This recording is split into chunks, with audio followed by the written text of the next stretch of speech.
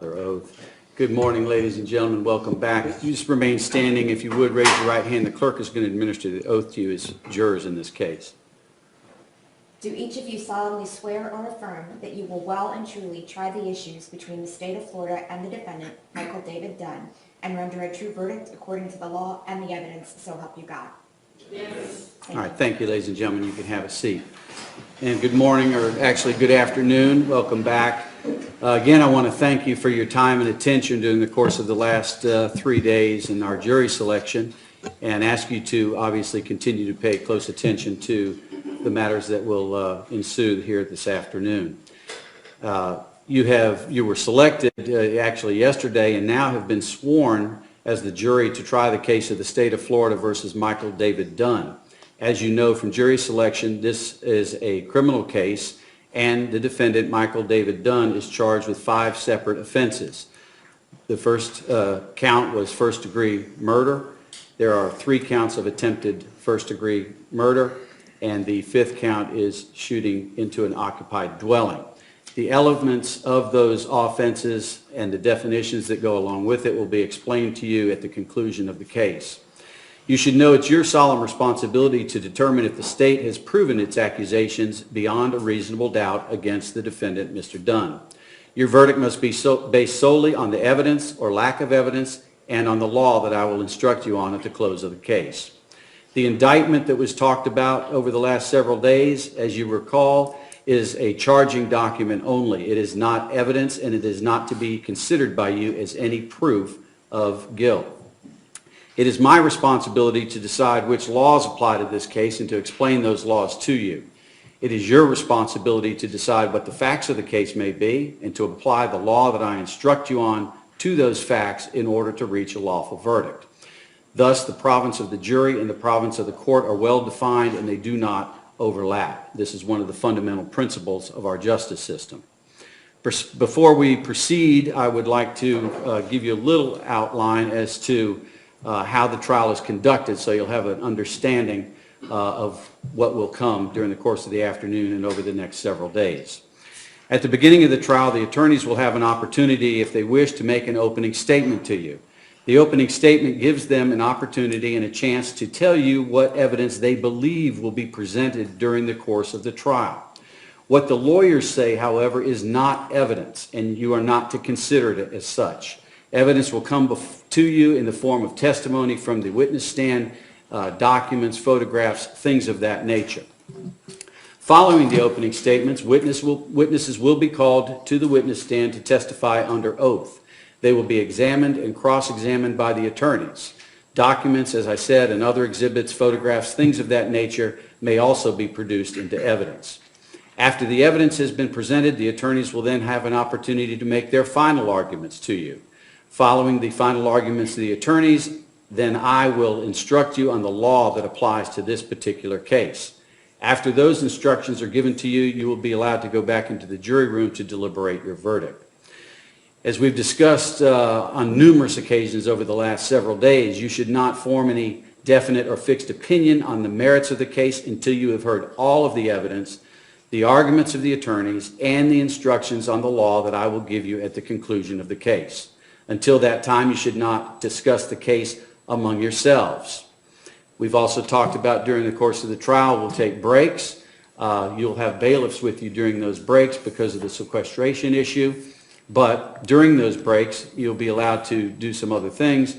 You should not discuss the case among yourselves or allow anyone to discuss the case with you or in your presence. If someone were to do something such as that, obviously, as we've discussed before, you would inform one of the bailiffs and they will tell me and bring it to my attention. We can handle the matter from there.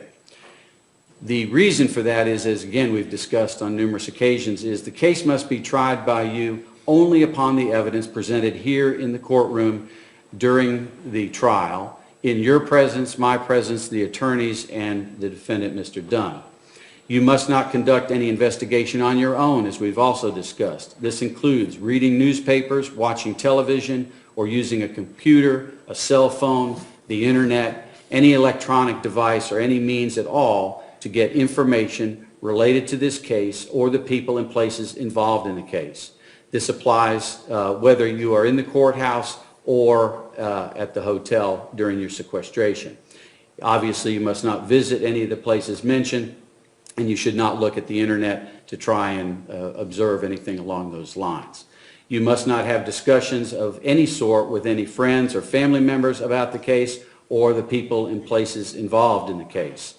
So even during visitation with family members, as we've discussed, you should not have any conversations with them about the case itself or the facts and circumstances surrounding it. We've talked a lot about this electronic age and the communication devices that are available to anyone. I need to stress to you again that you must not talk about this case, obviously face-to-face, with anyone, nor through any electronic device. You will not be able to use phones, computers, or other electronic devices to communicate unless it's under certain supervision. Do not send, accept any messages related to this case or your jury service. Do not discuss this case or ask for advice by any means at all, including posting information on the internet or website or such as that. You should also know, and we've discussed this somewhat over the last couple of days, that in every criminal proceeding, a defendant has the absolute right to remain silent. At no time is it the duty of the defendant to prove his innocence. From the exercise of a defendant's right to remain silent, a jury is not permitted to draw any inference of guilt, and the fact that a defendant did not take the witness stand must not influence your verdict in any manner whatsoever. The attorneys are trained in the rules of evidence and procedure. It is their duty to make all objections that they feel are necessary and proper. When an objection is made, you should not speculate on the reason why it is made, nor should you speculate on what the answer to the question would have been had I allowed the question to be answered. The pads and paper in front of you, you'll see there, are for your ability to take notes if you wish. If you'd like to take notes during the course of the trial, you may do so. On the other hand, you do not have to. You're not required to. It's just there for your individual use if you so desire. Any notes that you take will be, as I said, for your personal use. You should not take them with you from the courtroom. When we are on breaks, we will gather them up and watch over them for you, and the same thing in the evenings. When you have finished, when the case is finished and you go back for deliberations, you'll be allowed to take the notes back there with you for you to review, again, for your own personal use. You should not share your notes with any of the other jurors, and you should just use them for your use to help your own recollection of the testimony and the evidence. Also, let me caution you about getting too involved with note-taking itself. Different people take notes in different ways. Some people take notes almost verbatim, others are shorter about it. Do not let the note-taking distract you from what's going on. When the witnesses are called to the witness stand, the attorneys will be asking questions. When they ask a question and get an answer, they're not looking over to see if you have finished taking notes. They're going to continue on in this process. So be careful about that. Sometimes you're writing something down because you believe it to be very important. You may miss the next question and or the next answer. It may not have been particularly important, but it may have been. So just I caution you about that and ask you to be careful when you're taking the notes. Whether or not you take notes, you should rely ultimately on your memory of the evidence, the testimony that has come before you. You should not be unduly influenced by the notes of any other juror. Again, the notes are for your particular use. So if you were to get into the jury room and collectively as a group decide somebody was the greatest note taker you've ever seen, you cannot rely on their notes as a group. The notes are just for yourself. And as I said, your greatest tool is your memory of the evidence, but you can use the notes to help you with that. So with that said, we're ready to begin with the opening statements. We'll hear first from Mr. Guy on behalf of the state. Mr. Guy? Thank you, Your Honor. May it please the court? Yes, sir. Counsel, good afternoon. As they had been so many times before, the two best friends were side by side.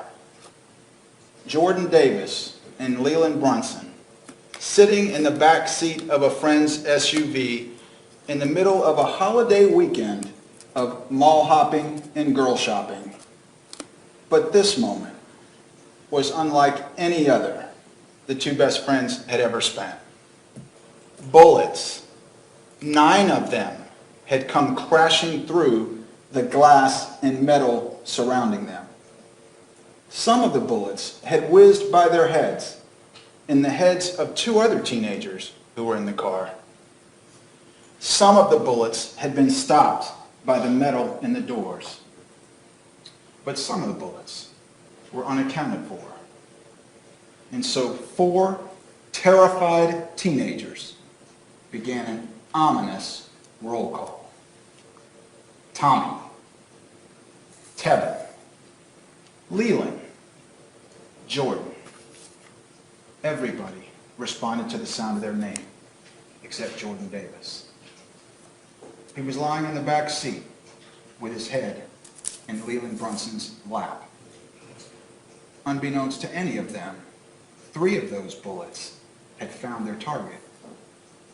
One of them had entered his right leg. One of them had entered his left leg. And one of them had entered his right side, tore through his liver, passed through both of his lungs, and shredded his aorta. And then the blood that for 17 years had run so naturally through Jordan Davis's veins and arteries was pouring out of them. And so the 2 best friends were side by side for the last time. Jordan Davis, gasping for air, was taking his last breaths of life. And Leland Brunson, who was cradling his dying friend, was taking his last breaths of innocence. And at that exact moment, the man who, fueled by anger and intent, had fired 10 times, 10, into a car of unarmed teenagers, was driving away, as though nothing had happened. Michael David Dunn pointed a semi-automatic pistol at 4 unarmed kids from a distance much closer than you and I, and then drove off. He didn't call the police. He went to his hotel with his girlfriend, and he called a pizza delivery man and ordered a pizza. He took his little dog for a walk outside the hotel, turned on a movie, and made himself a big, tall rum and coke. And not long after, an emergency doctor at Shands Hospital pronounced Jordan Davis dead. That defendant put his head on his hotel pillow and went to sleep. But ladies and gentlemen, as you are about to learn, there are some things that defendant will never, ever be able to run from. The physical evidence, the bullet trajectory through the car and through Jordan Davis's body, that will prove to you beyond any doubt that when that defendant opened fire, Jordan Davis was sitting in his car seat with the door closed, with nothing in his hands. And he was leaning over, away from the gunfire, toward Leland Brunson. Secondly, the words from that defendant's own mouth at the time of the shooting, words of hate, words of intent, words that he can't now take back. And most importantly, the memories. The wretched, indelible memories of the 3 boys who survived.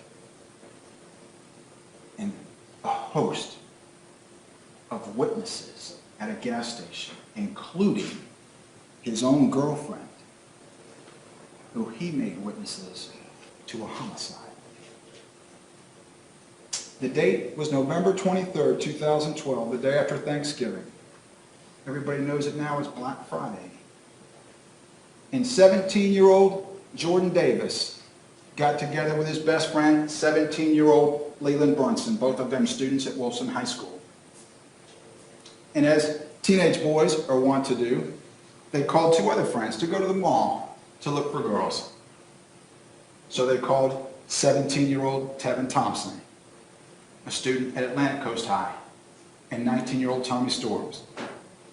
And the four teenagers jumped into Tommy Storms' red Dodge Durango and went to the town center and struck out. The only person of note they ran into was Jordan Davis's on-again, off-again girlfriend, Aaliyah Harris. And then they climbed back into the car and headed for another mall, the Avenues Mall. But they stopped. They stopped at a gate gas station at the intersection of Southside Boulevard and Bay Isles Road. And Tommy Storms pulled in to a parking space right in front of the door, facing the store. Tommy Storms got out to go inside to get some cigarettes for himself and some gum for the other boys. And Tevin Thompson, and Leland Brunson, and Jordan Davis sat in the car listening to music. Their music. Loud music. Rap music. And then into their lives, and into the parking space right beside them, pulled the defendant. And after his girlfriend got into the store, he turned his attention to the boys. But before his girlfriend got out of the car, he turned to her and said, "I hate that thug music that was rattling his rearview mirror." And his girlfriend just looked at him and said, "I know," and went in the store. And rather than go into the store himself or move his car, the defendant chose to roll down his window. He was right next to Tevin Thompson. Tevin Thompson was in the front passenger seat. The defendant was in the driver's seat of his car. And he looked at him and said, "Hey, can you turn that down? I can't hear myself think." So Tevin Thompson turned the music down. But Jordan Davis, who was sitting behind Tevin Thompson in the rear passenger seat, didn't want to be told what to listen to, or at what volume to listen to it at. So he said, "F him, turn it up." And he didn't say F, he said the word. And he didn't say him, he said the N-word. But he said, "Turn it up." So Tevin Thompson turned the music back up. And then Jordan Davis and the defendant started jawing at each other. Jordan Davis is 5 feet 11 inches tall, 145 pounds. The defendant is 6'4" and well over 200. But they exchanged F-bombs back and forth. And at about the time Tommy Storms got back in the car, the defendant rolled down his window again and said, "Are you talking to me?" And Jordan Davis looked at him and said, "Yeah, I'm talking to you." And then the defendant said, "You're not going to talk to me like that." And in the same motion, he reached in his glove box and grabbed his pistol. And he pulled the slide back to chamber a live round. And with two hands, he pointed out his window back at Jordan Davis's door and pulled the trigger 3 times. Every one of those shots in a nice, tight little circle went through the door and into Jordan Davis's body. Tommy Storms, the driver, as you can imagine, was terrified and put the car in reverse and backed up. The defendant didn't stop. He kept focused and aimed on the car, and he pulled the trigger 4 more times. And you'll see the bullet holes in Tevin Thompson's door, one after the other. 3. The 4th shot missed. And then Tommy Storms backed all the way up and pulled off as fast as he could into an adjacent parking lot. But the defendant didn't stop. Instead, he opened his driver's door and put his legs out and took aim again and pulled the trigger 3 more times. Every one of those shots hit the car. 2 of them in the back where the taillight is, 1 of them in a rear window that crisscrossed the car, passing between all 4 of their heads. It came in the back right window and ended up in that little sun visor above Tommy Storm's head.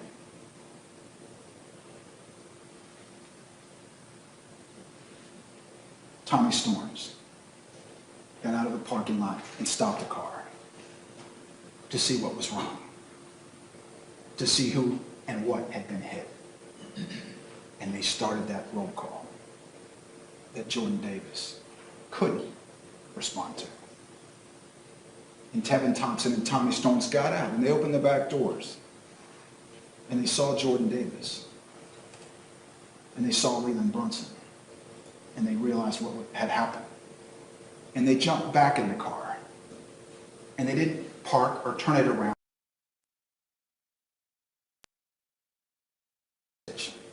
where there was lighting and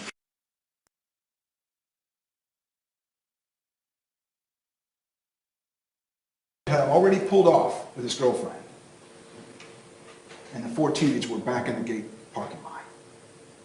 And people did come and pull Jordan Davis out of the car and put him on the ground and tried in vain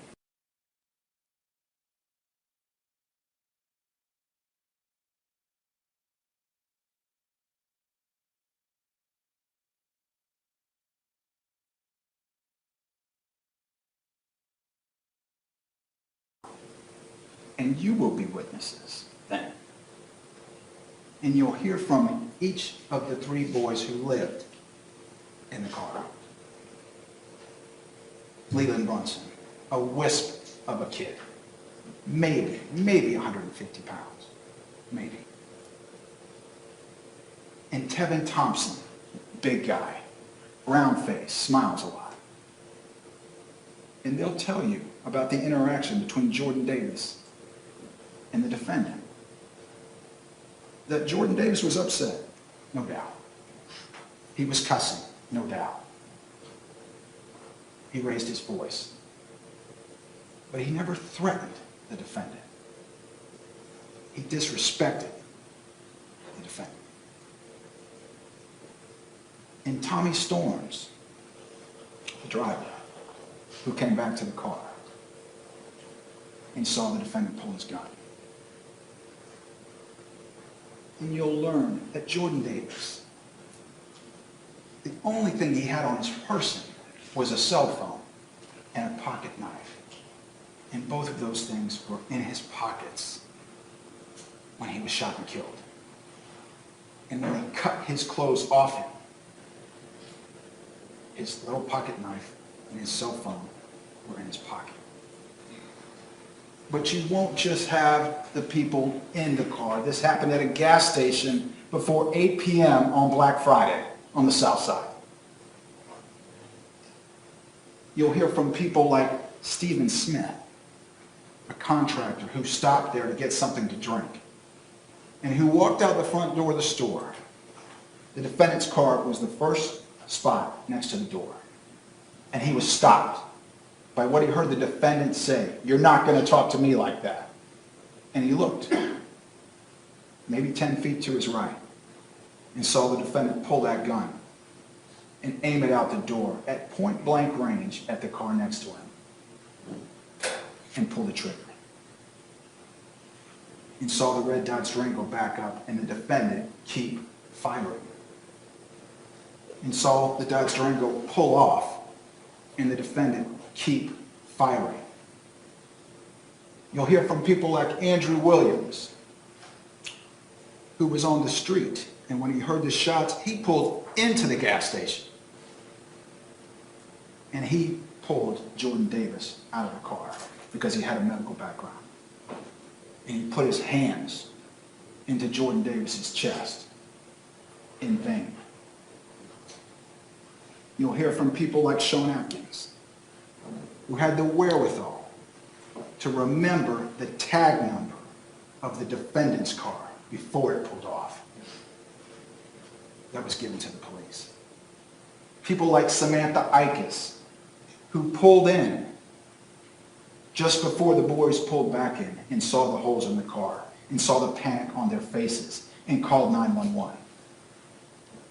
You'll hear from people like Christopher and Alyssa LeBlanc, a brother and sister who had had dinner at the Loop restaurant, which is in the next plaza. They were walking back to their car when they heard the gunshots, and they saw the red Dodge Durango coming towards them and stopped suddenly. And they saw two black males, Tommy Storms and Tevin Thompson, get out of the car and look in the back. They didn't know what they were looking at, that it was Jordan Davis. They just saw him get out of the car. They didn't see him leave the car, the area of the car.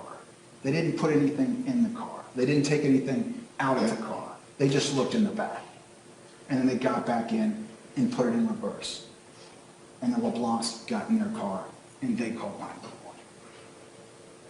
But you won't just have witness testimony, you will have forensic evidence. A bone-chilling audio tape.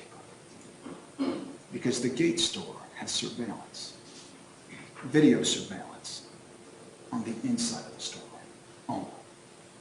And so you'll see Tommy Storms, tall guy, real skinny, got dreadlocks, maybe down to his shoulders, go in and buy a pack of cigarettes and some gum.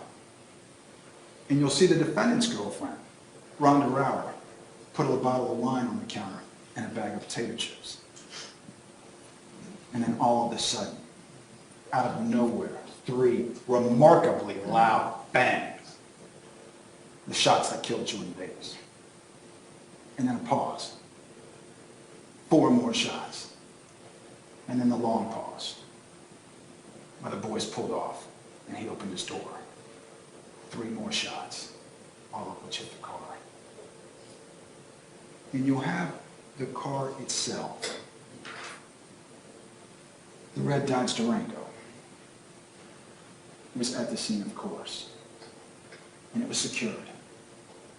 And you'll see through the photographs that when the bullets went through Jordan Davis's closed door, it blew pieces of the inside of the door into the car, big pieces of plastic and rubber, into the car,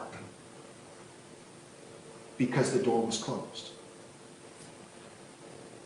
And they searched the car. There was a basketball in the back. There were basketball shoes. There were clothes. There were the big 12-inch speakers. There were cups on the floor. There were no weapons.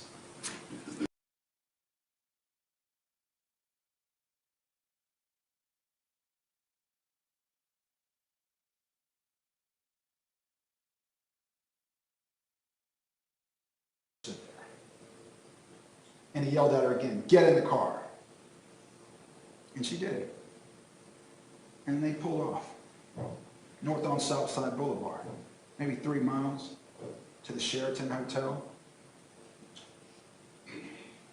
They had cell phones, but the defendant didn't call 911.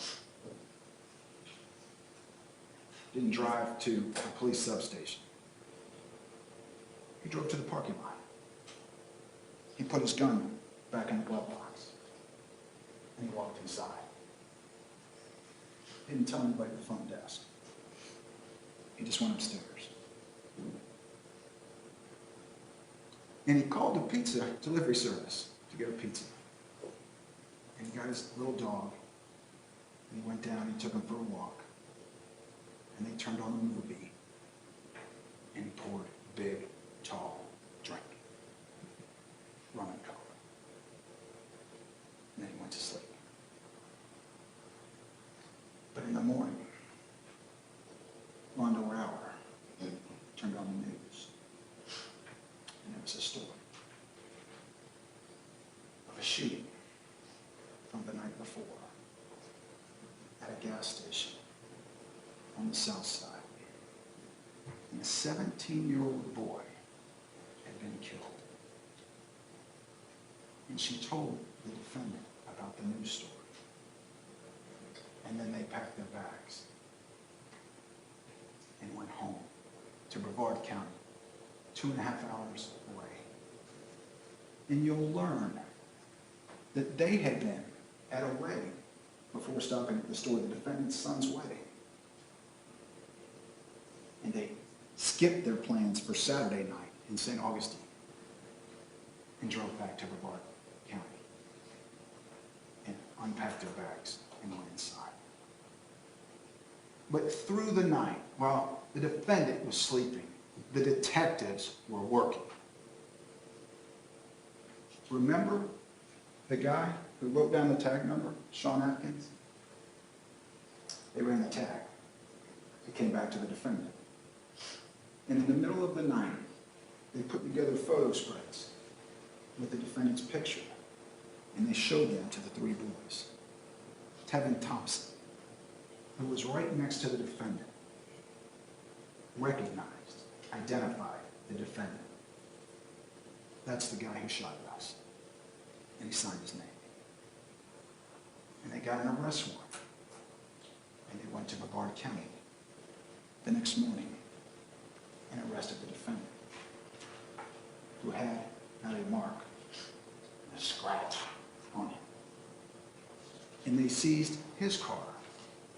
And in the glove box was a Taurus 9mm pistol with 10 rounds missing.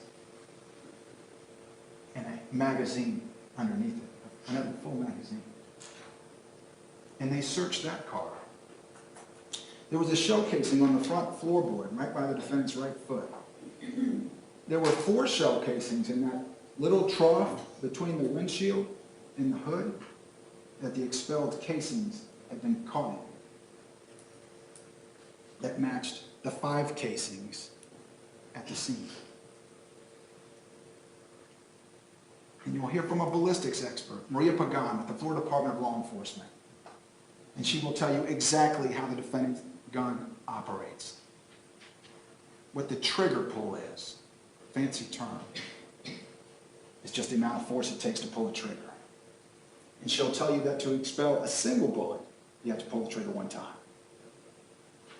To fire 10 times, the person has to pull it 10 times. And she'll show you how the gun works. But ladies and gentlemen, you're also going to learn in this trial, as Ms. Corey discussed with you yesterday, real trials are not like TV. And the witnesses are not well-spoken actors and actresses. For example, Sean Atkins, the guy who was standing there, who had the insight to write down the tag number. He's in prison now. Since November of 2012, he's been arrested, prosecuted, sentenced to prison.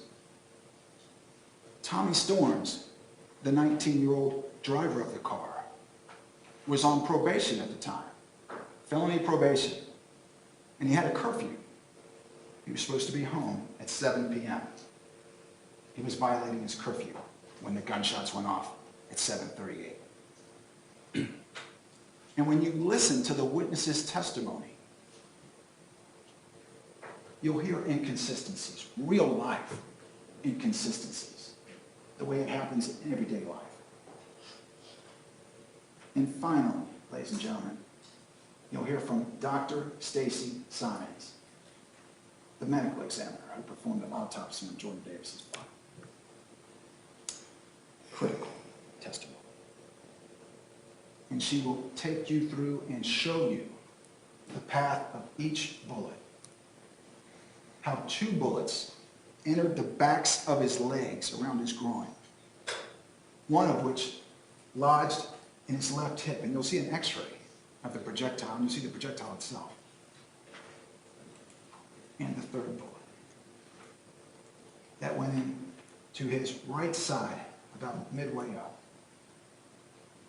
and passed through his liver and his lungs and his aorta.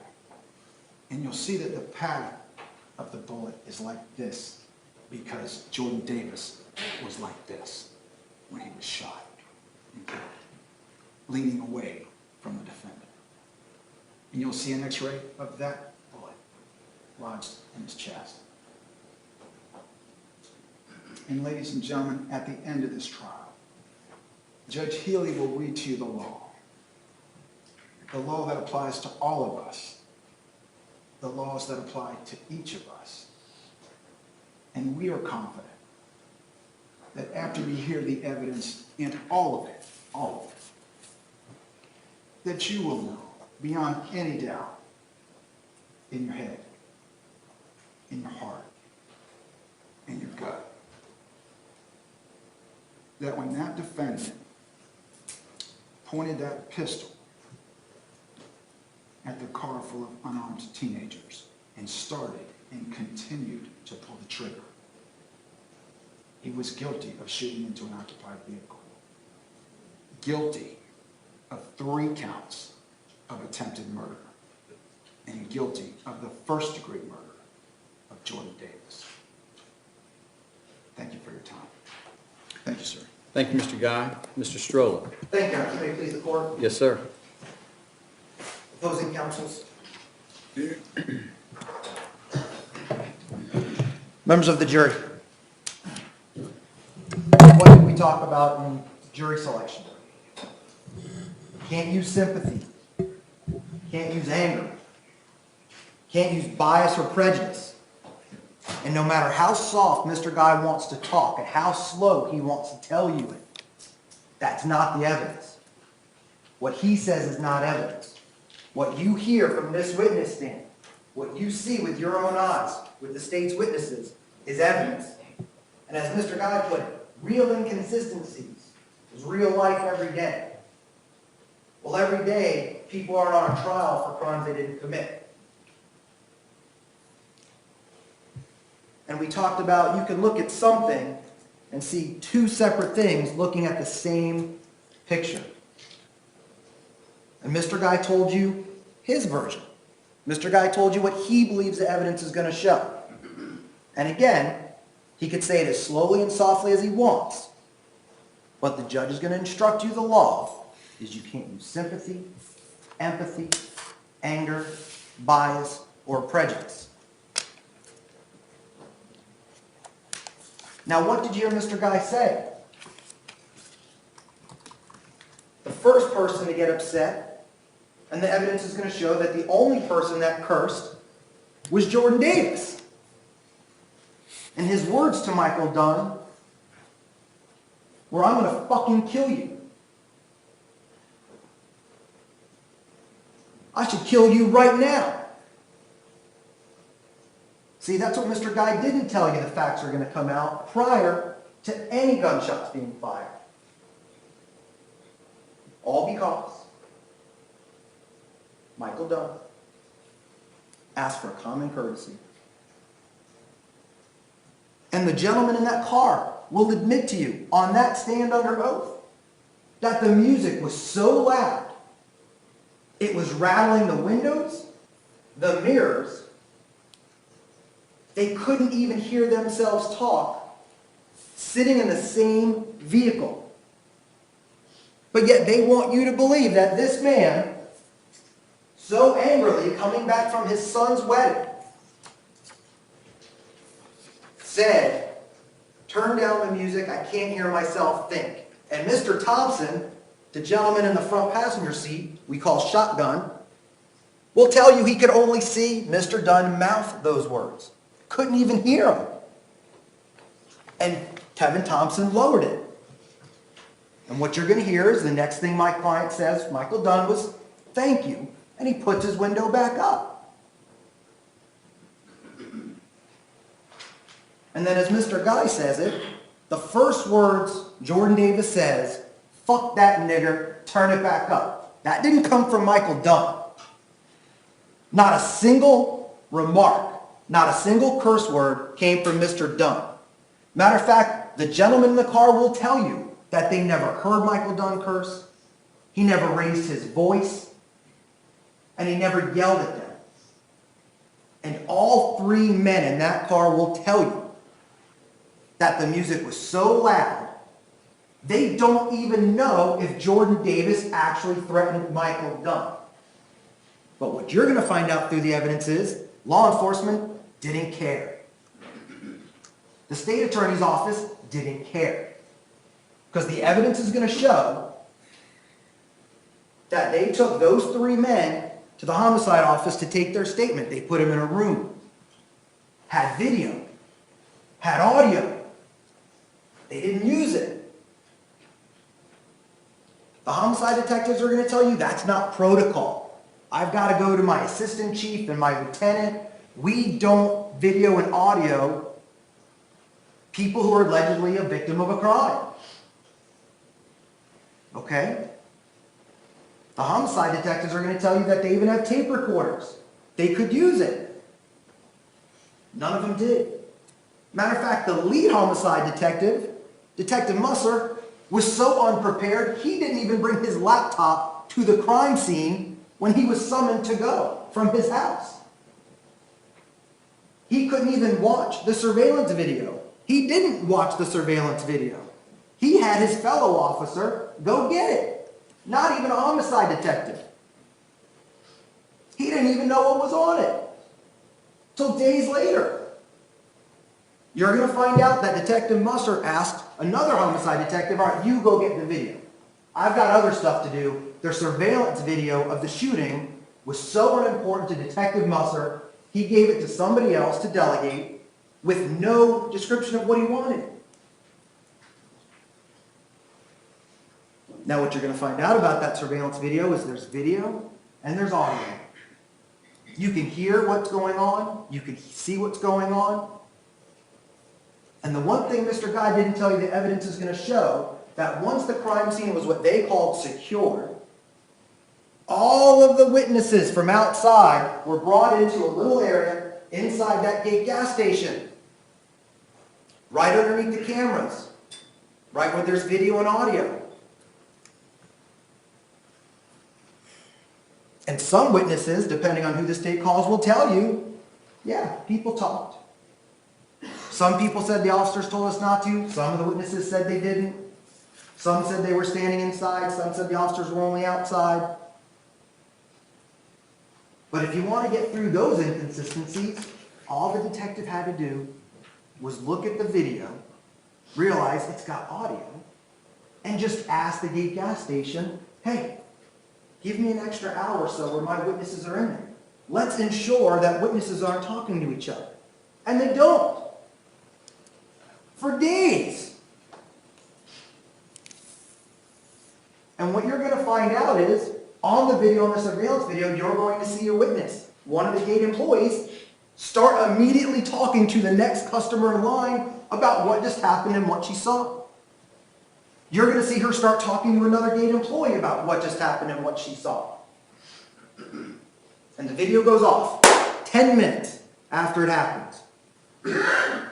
Not because Michael Dunn said stop the video, because the police didn't care enough to preserve what the witnesses may have said on video. And we'd have audio. And the way Mr. Guy presents his evidence was nice and slow, methodical, almost premeditated. None of the evidence presented will show any of that. And like he said, beyond any doubt, you'll see Tommy Storns walk out. He was the driver of the car. This is the man, it's his SUV, pumping the music, and that's okay. But he had no idea what happened. He gets into his truck, and he doesn't see Mr. Dunn in person. He has to walk literally this close to Michael Dunn, because Michael Dunn is the first car out the door. And guess where the red SUV is? It's right next to Mr. Dunn's car. And the state's witnesses will tell you that it was front to front, window to window. So Mr. Thompson is sitting right next to Mr. Dunn, and Jordan Davis would be behind him. Mr. Storms would have to walk right in front of Mr. Dunn, right in front of the red SUV, and never claim to have heard yelling, cursing, anything by Mr. Dunn. Not even a visible sign of aggression or anger by Michael Dunn. But Mr. Guy didn't tell you that in opening statement. My next point is, when you hear the witnesses testify, don't just keep an open mind on direct examination. Listen for the cross-examination. We talked about it in jury selection. I'm going to ask some real hard questions. And there will be inconsistencies. And there will be some questions they can't answer. But Mr. Guy tells you, beyond all doubt, you're going to find out that not only does the SUV speed away, they drive over 100 yards into another plaza filled with cars. There's two people, allegedly 10, 15 feet away from them, Chris LeBlanc and Alyssa LeBlanc. Mr. Storms gets out of the car, opens his back door. The 911 call even says from Chris LeBlanc, it looks like they're stashing something. Those are his exact words. Mr. Thompson gets out of his door, opens the back door. So now you've got two men from the SUV fumbling in the back, looking like they're stashing something. Not doing a roll call, not screaming, "Oh my God, our friend's been shot, call 911. What does Tommy Storms do? Calls 911 and hangs up. What does Tevin Thompson do? Nothing. What does Leland Brunson do? Who's cradling his best friend dying? Nothing. Chris and Alyssa LeBlanc, the brother and sister, will tell you that nobody was screaming, nobody was panicking, and nobody was yelling. And here's the key. They're going to tell you that one of those men were on the cell phone talking. But none of the men will be able to tell you who they recall talking to.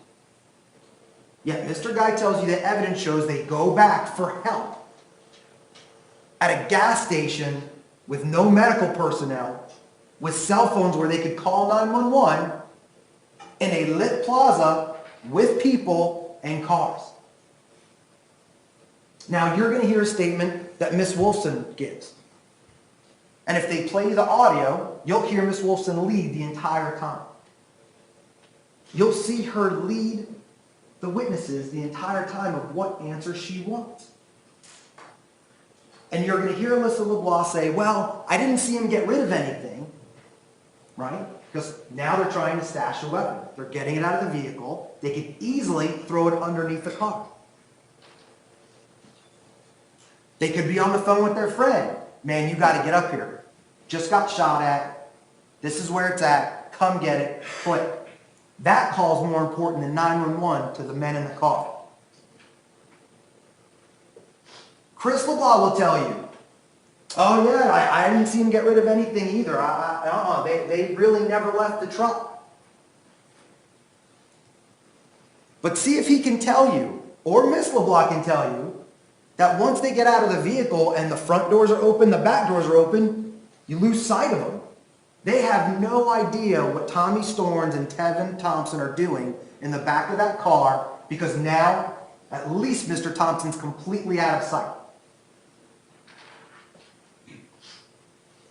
They then reverse back. They still don't call 911. They pull into a parking spot. Mr. Guy said Samantha Ickes, very important witness. After a shootout, they're panicked. Their friend is cradled, taking his last breath. You would think that car would fly back in, pull into a spot. No. Miss Ickes will tell you the red SUV pulled up right next to her, calmly, slowly.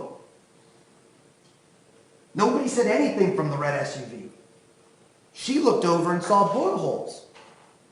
And Miss Ickes asked, is everything okay? She'll tell you, I've never seen anything like that. I didn't know what to do. I was in shock.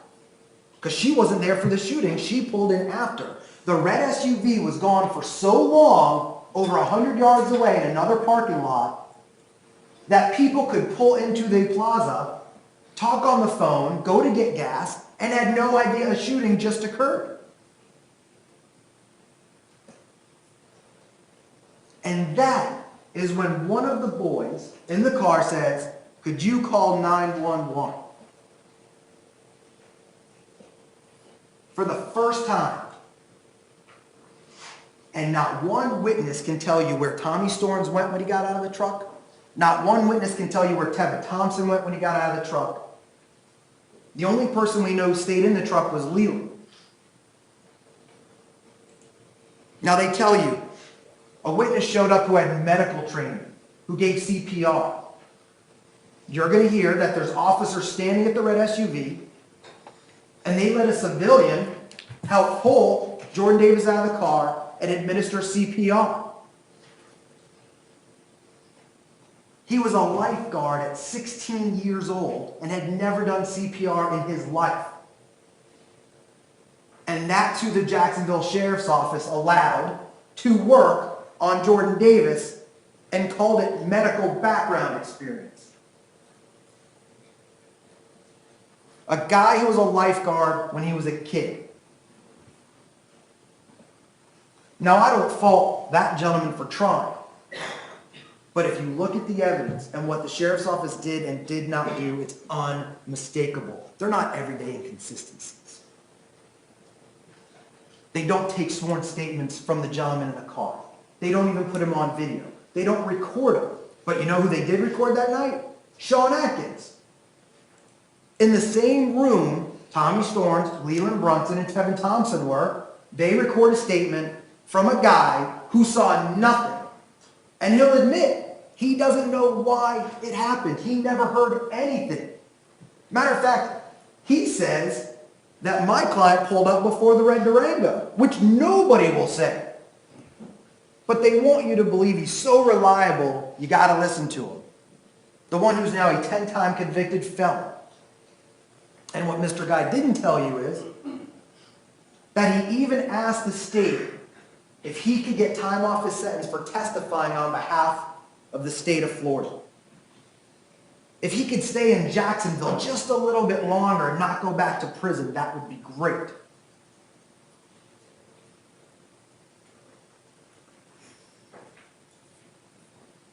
The evidence will show that there was motive, bias on the part of the men in the vehicle. Matter of fact, what Mr. Guy didn't tell you is Leland Brunson admitted that Jordan Davis tried to get out of the car. Leland Brunson even said Jordan Davis grabbed that rear handle of the Durango to get out. But you know what happened after that? 4 days later, the sheriff's office goes and checks the Durango. Why would they check the Durango? Because 4 days later, every man in that car said, "Oh, the child safety locks were on. Jordan Davis couldn't get out." And if you don't know what the child lock is, you pop it on, it's a little lever, and you cannot open the car from the inside. Now, why would they all say that? Leland Brunson had been in that truck one other time. Jordan Davis had been in that truck one other time. They knew Tommy Storms for less than 30 days. And we're driving around town with them. And as Mr. Guy said, the best friend's driving around the back of the SUV. Well, not Mr. Storms' SUV. They didn't even know him. They had just met him. So how would they know the child safety locks were on unless they talked to each other and tried to get their stories together? And Mr. Ron Davis, the father of Jordan Davis, will even tell you that within a day or two after this, they were at his house.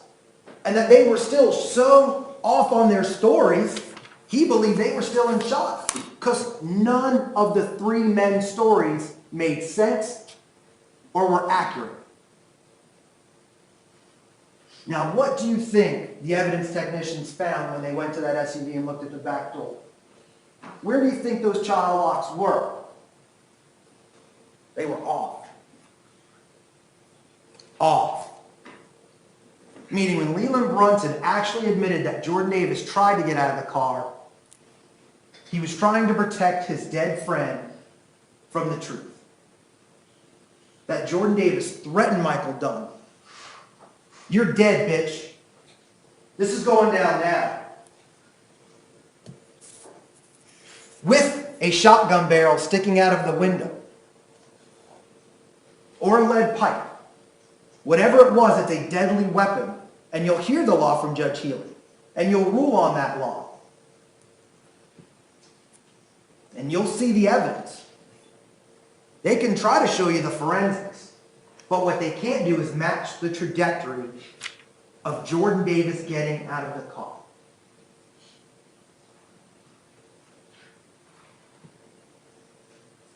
And it wasn't, as Mr. Guy said, Mr. Davis was leaning over. You know why? You know why we know that's not true, and you'll find out? Because Leland Brunson will testify that as they saw Mr. Dunn reach for the gun, everybody in the vehicle ducked. Tommy Storms ducked. Tevin Thompson ducked. Leland Brunson ducked. You know who didn't duck? Jordan Davis. You know why he didn't duck? Because he was getting out of the car with a weapon.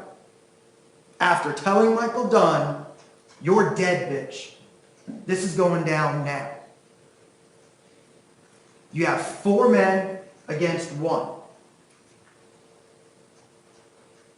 But you know what Jordan Davis didn't realize? The other man was armed. And there's an expression, God all made men equal, or God didn't make all men equal, Colt did. And Colt is a firearm. And that's what happened. And it's tragic. We're not here to change the laws. We're not here to say anybody deserved to lose their life. But under the law, it's justified. And Michael Dunn, after the facts of this case and the law, had every right under the law to not be a victim. To be judged by 12 rather than carried by 6. That's law, and that's justified in the great state of Florida. And you're going to see the inconsistencies. You're going to hear it for yourself. Listen to cross-examination. Listen to what comes out. That the music is so loud, the men can't even hear Jordan Davis yelling at Michael Dunn. But the officers didn't want to put that in their reports because it wouldn't look good. They didn't want to record the men in the truck because if they had to change their answers like, "Oh, the child locks were on," we'd have it. Right? A video doesn't lie. An audio doesn't lie on that video. So of course, why would they ask up the ranks to record these men's statements? Because then they can't change it. Just like they did to his fiancée, Rhonda Rower. They took her sworn testimony, put it on video and audio. Why? She can't change it. Not that she will. The homicide detectives talked to these young men multiple times and never recorded it. Not once. And they had the ability to. And you get to ask yourself why. Every gentleman in that car is going to say he didn't have a weapon, but we know that he did. And Mr. Guy calls it a pocket knife. But when you see it, it's a tactical knife. It's not a Swiss Army knife with a toothpick and a scissor. It's not like when you were a kid, the little brown ones you'd whittle with wood to make little tips on sticks. It's a 4-inch blade with black grooves to put your fingers on when it's open. It is a knife specifically made for self-defense. And not one person in the car either knew that Jordan Davis had that weapon, or they lied to the police about it and didn't want to tell them he had that weapon. There was ample time to get rid of a firearm or pipe or anything of a deadly weapon because they're 100 yards away in a dark parking lot. And with that, wait till you hear when the police went to check. They talked to Mr. Dunn the next day. Heard what he had to say. the day after. Right? Next day, next morning. 4 days. 4 days, not an officer checks the parking lot. They don't check the dumpsters. They don't check the roofs. They don't check the bushes. Not even the night. And what you're going to find out is that entire parking lot was exposed to the public. They know that the SUV left the scene because Officer Fortuno was across the street arresting somebody for a DUI. He's the one that called it out and saw the high-profile Durango fleeing the scene. And even though Officer Fortuno, the first officer on scene, knew the SUV left, called it out on everyone's microphone, not one officer checked the parking lot, checked the bushes, checked the roofs, checked the dumpsters, checked the lakes, nothing. That parking lot wasn't even secure. And how do we know that? Because news channels were already parked there. Tommy Storn's uncle and mother, or aunt, who's now his guardian, was in that parking lot. The boys made phone calls and people came to that parking lot where they left to. There's opportunity to hide that weapon. So keep your mind open and your ears open. Again, what I say and what Mr. Guy say are not evidence. But you notice much of what I'm saying didn't come out of Mr. Guy's opening statement.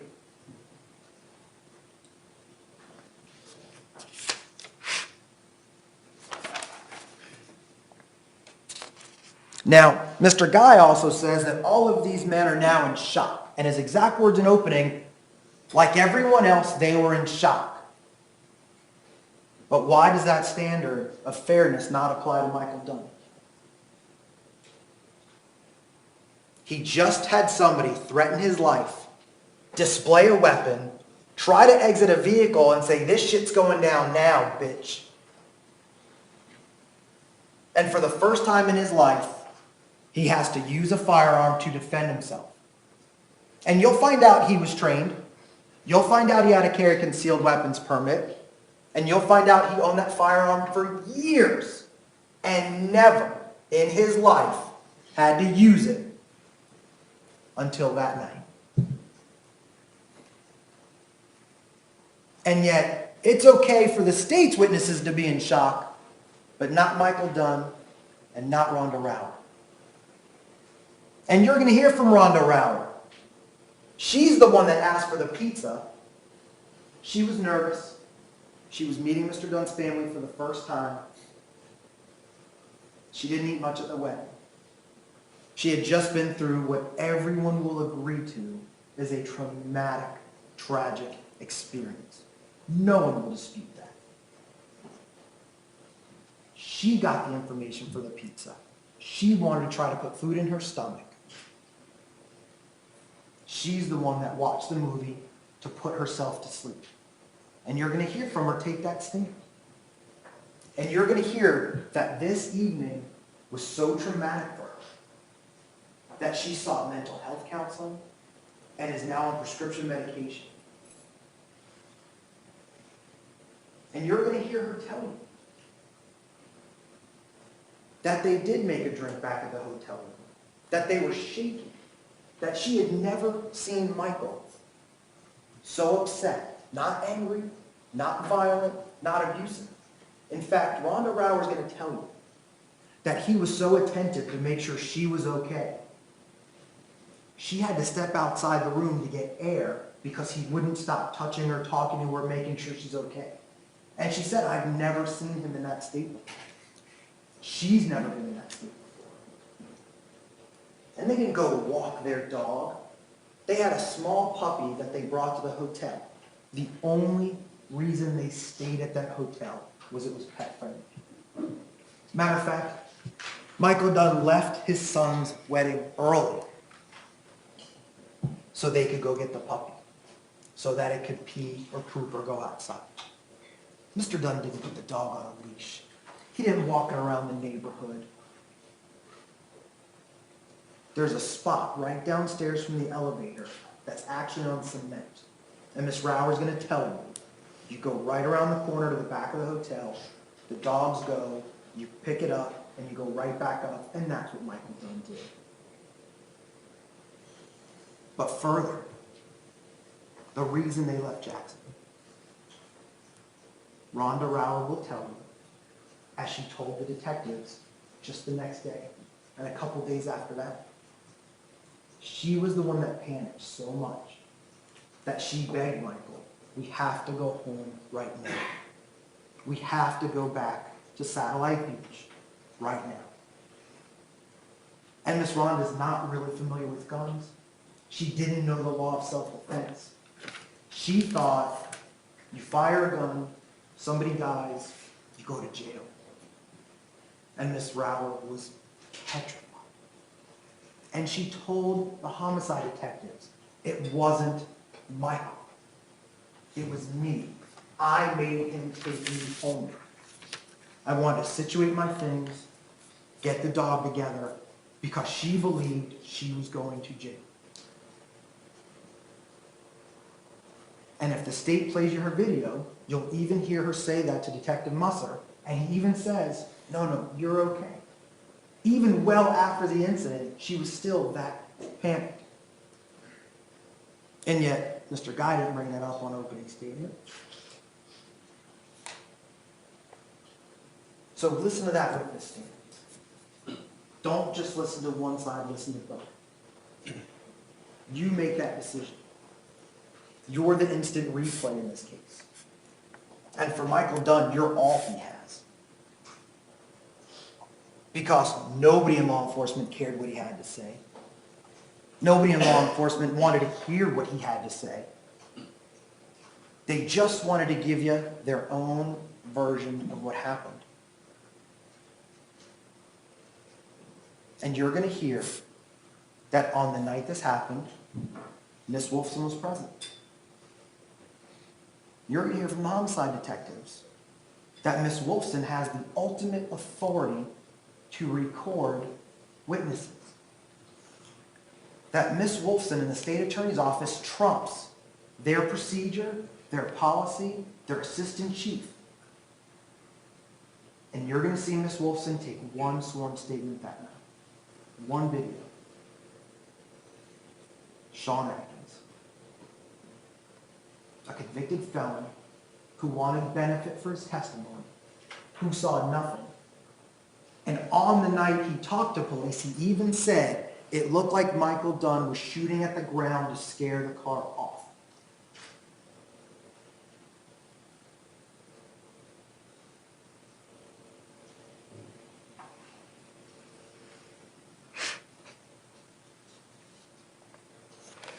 Now, my final points on opening with the evidence. You're going to hear from their experts. Their experts. People that work with law enforcement, including the medical examiner. And listen very closely. Listen to what she testifies to.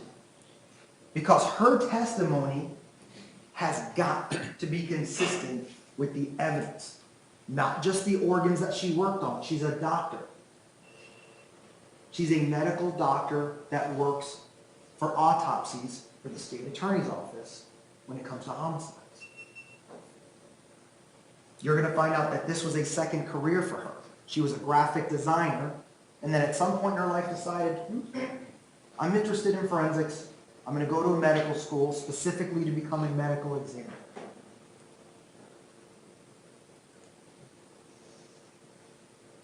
And based on what Mr. Guy said, this doctor, with her expert opinion, is going to tell you that Mr. Davis was sitting down and now leaning.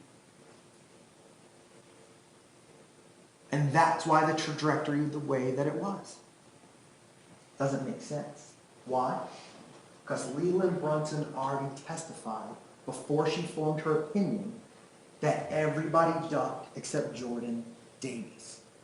He even tried to grab Jordan Davis and pull him down.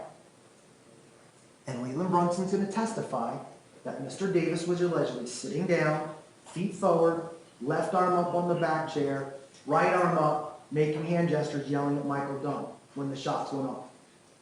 and that everybody ducked but him. Now, if the entrance came from the side and went straight through, we already know Mr. Dunn's on a vertical angle. Mr. Dunn is not next to the back passenger door. Mr. Dunn is at a lowered Volkswagen car to a high-profile SUV. So unless the state can prove the JFK magic bullet theory, Dr. Simon's testimony won't match up to their own witnesses. And 3 bullets did go through. You're going to hear the audio. It wasn't slow and methodical. There was no premeditated design. You're going to hear bang, bang, bang, bang, bang, bang, bang. That quick. And that's as Mr. Davis was getting out of the car to try to kill or hurt with a deadly weapon Michael Dunn. They back out behind him, right behind Mr. Dunn's car. Mr. Dunn puts his gun out the window with his door open, and as they drive away, doesn't want fire back, because now they've got a perfect shot at the back of Mr. Dunn's head. And he puts 2 bullets low into the car, and as you can see, the bullets go up. And you'll hear it. Bang, bang, bang. Quick. No long pause. And the evidence will not show that Mr. Dunn went after that vehicle, tried to chase them down, tried to follow them to shoot them. He had extra rounds in the gun.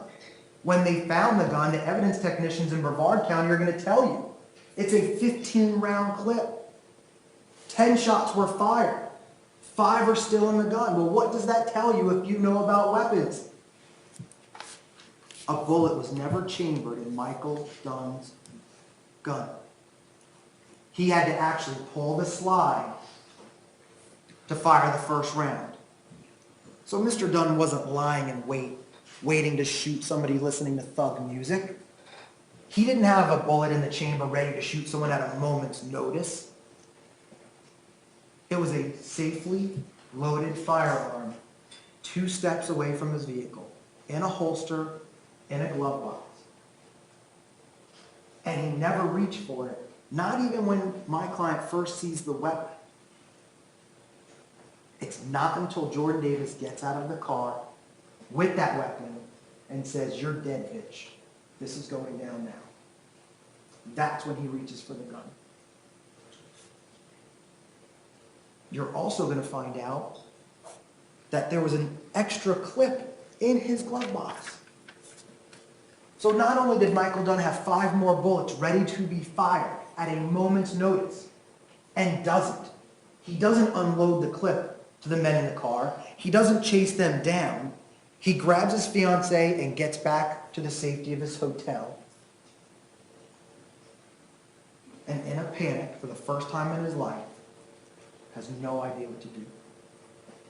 Rhonda Rauer has no idea what to do. But he still has the extra clip, the extra 15 rounds in the glove box that he never reaches for. He never even tries to take it out of the car. If this was a premeditated designed murder, a premeditated designed attempt murder, where Mr. Dunn fled Duval County because he knew he murdered someone with the intent and maliciousness to convict someone of that charge, he goes home. He doesn't go to an airport, and you're going to find out he has the ability to fly a plane. He had a pilot's license. He had a reservation at another hotel in St. Augustine. He could have gone somewhere too high, but he went home. He could have never answered the cell phone or talked to the homicide detectives on the phone. He could have hung up and said, "We got to get out of here. They know it's us." And they don't. Do you know where Michael Dunn goes? When they get home, because it takes 2.5 hours to get home, he goes to his neighbor's house, who's a federal law enforcement officer up north. Spends time down here in the same neighborhood as Michael. Mr. Dunn goes there and says to him, hey, I need to talk to the police. Would you mind going with me and walk me in there? His friend Ken gets on the phone with 911 to talk to Brevard County. Why? Because Michael Dunn is now safely at home with law enforcement he knows and trusts and is ready to go talk to them. And while this happens, he gets the phone call to come outside. Does he run? Does he flee? Does he come out firing? No. He cooperates. He walks outside with his hands up, gets on the ground, with AR-15s pointed at him nonetheless, and then proceeds to fully cooperate with homicide detectives from the Jacksonville Sheriff's Office. Not only does he fully cooperate, Detective Oliver, one of the homicide detectives who's in the recorded room with Mr. Dunn, even will testify, no signs of deception. And he's been trained, Detective Oliver has training if someone's trying to deceive them or lie to them, and Detective Oliver will tell you, Mr. Dunn showed no signs of deception when telling them what happened the night before, why he shot the gun, why he went to the hotel, and why he came to Jackson. And Mr. Dunn is extremely confident that if you do keep an open mind, do not let sympathy or anger or bias creep into that decision. Be bound by your duty as a juror and bound the jurors next to you to do the same. The facts of this case, with the law, there's only one just and lawful verdict, and that verdict will be not guilty. Thank you. Thank you very much, Mr. Strolla. The state can call their first witness. Your Honor, while they're doing that, may I please offer into evidence states photographs 1 through 160, and counsel has seen this. We also will be using states 170 in evidence that Mr. Strolla has seen and agrees to, and states 168 for now. Mr. Strolla? If I just look real briefly. Sure.